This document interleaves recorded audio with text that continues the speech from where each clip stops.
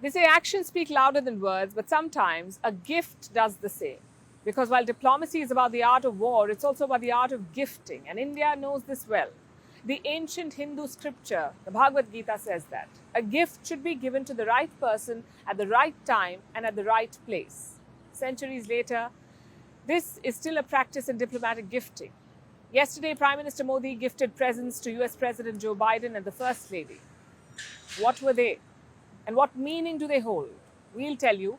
Also, what becomes of such diplomatic gifts, especially the unusual ones? Here's a report. According to an ancient Indian text, completing the age of 80 years in 8 months is an important milestone. It's when an individual becomes Drishta Sahasra Chandro, one who has seen 1,000 full moons. According to Hindus, this is a matter of celebration. But it could also be more. For instance, a creative gifting idea. On Wednesday, US President Joe Biden hosted Prime Minister Modi for an intimate dinner at the White House. They discussed a wide range of issues. There was also a musical tribute to Indian culture.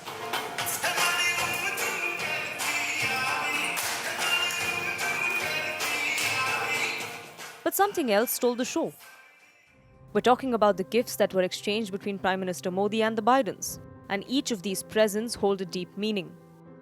Prime Minister Modi gifted Joe Biden a Mysore sandal box to signify Drishta Sahas Chandro, the ritual we just told you about. The box contains the idol of Lord Ganesha, the deity invoked by Hindus to celebrate the beginning of auspicious occasions. Along with this, the box includes an oil lamp and 10 other gifts sourced from different states in India. These not only showcase the country's colourful diversity, but also symbolize Dasdanam, meaning 10 donations. But this wasn't the only gift. Biden is known to admire the Irish poet William Butler Yeats, who had deep admiration for India. He was influenced by Indian spirituality, which includes the Upanishads, the religious and philosophical treatises of Hinduism. Yeats co-authored the translation of this book, so Prime Minister Modi gifted Biden its first edition print. He also presented First Lady Dr. Jill Biden with a gift, a 7.5 carat lab-grown diamond, which has the properties of an earth-mined diamond, showcasing eco-friendly cutting-edge technology. But here's the thing about exchanging diplomatic gifts. It's rarely a one-way street. So the Bidens too presented Prime Minister Modi with gifts, including a handmade antique American book galley from the early 20th century, a vintage American camera, an archival facsimile print of George Eastman's patent of the first Kodak camera, a hardcover book on American wildlife photography, and a signed first edition copy of collected poems of Robert Frost. Quite an eclectic collection of gifts, right? But question is, why is diplomatic gifting such a big deal? Because these gifts are so much more than pretty-looking objects. They are meant to welcome, honor, and cultivate diplomatic relations.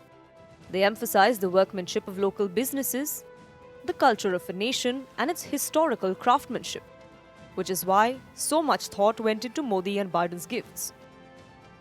But this tradition is not new by any means. The earliest record is traced to Egypt, where engraved stone vessels were given to Egypt's Hittite neighbors. Since then, this art of gifting has transformed and gotten more creative. In the 1950s, the Chinese government was known for its panda diplomacy, because they began sending their national animal, the pandas, to foreign governments. And if you think that's bizarre, there's more. In 2015, the Russian Foreign Minister Sergei Lavrov gave the US Secretary of State 2 baskets of potatoes and tomatoes. In 2021, the late Queen Elizabeth gave Biden the gift of herself.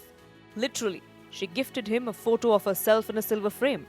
World leaders have also received rollerblades, a ping-pong table, crocodile insurance, and even a Komodo dragon as gifts. But as fun and bizarre as the world of diplomatic gift-giving is, what comes next is slightly complicated. Legal frameworks. Different countries have different laws as to what happens to these gifts. They're highly regulated and you keep the gifts when you leave office. And there's trouble if you do. Like former Pakistani Prime Minister Imran Khan is finding out. Sometimes human errors have also been made with gifts. In 2013, the government of Mali gifted France a camel, which the French slaughtered for a feast. Mali wasn't impressed. Such mishaps can complicate diplomatic relations. So diplomatic gifting is a tricky business. But the Indian Prime Minister seems to have mastered the art with his thoughtful gifts. And we're glad that this time, no one presented a picture of themselves, along with a reptile insurance.